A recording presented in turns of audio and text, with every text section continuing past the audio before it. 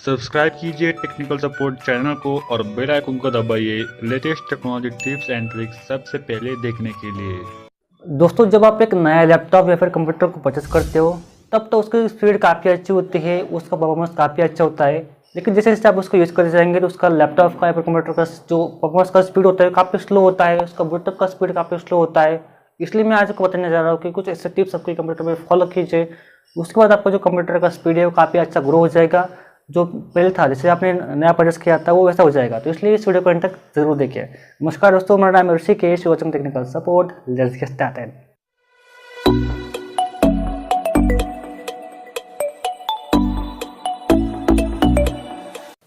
सबसे पहले अपने पीसी या फिर लैपटॉप में आपको सर्च करना है रन कमांड। ओपन करने के बाद आपको यहाँ पे लिख देना है टेम्प और एंटर कर देना है।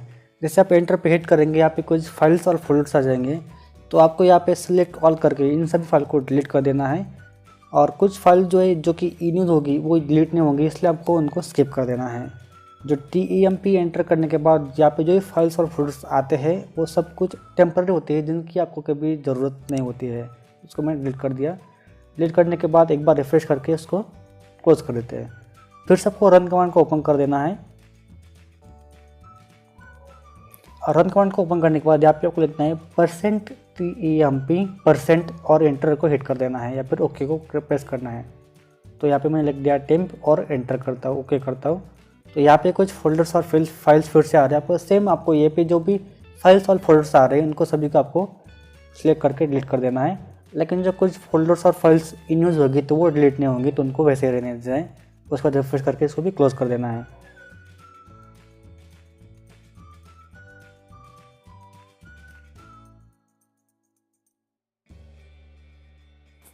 उसके बाद आपको रन कमांड को फिर से ओपन करना है। और रन कमांड ओपन करके उसमें आपको एंटर करना है MSCONFIG और एंटर को हिट कर देना है।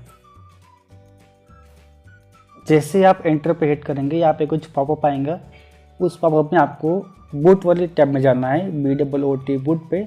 और आपको बूट में जाने के बाद यहाँ पे एडवांस ऑप्शन में क्लिक करना है।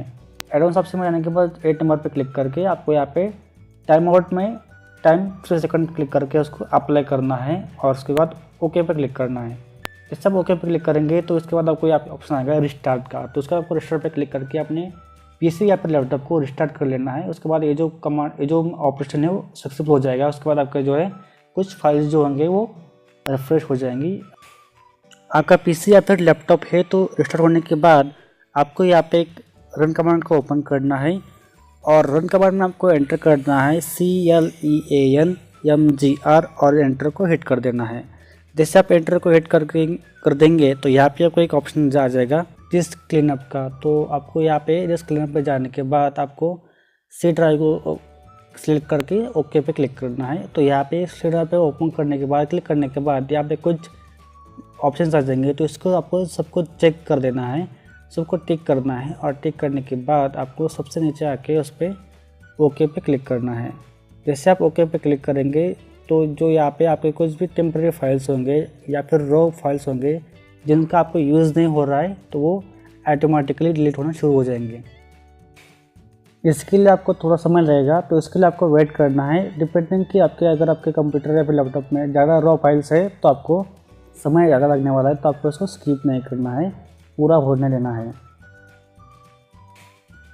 ये सब कुछ हो जाने के बाद आपको सर्च करना है एक सॉफ्टवेयर का नाम, जिसका नाम है डिप्रेसमेंट एंड ऑप्टिमाइज डिवाइस पे।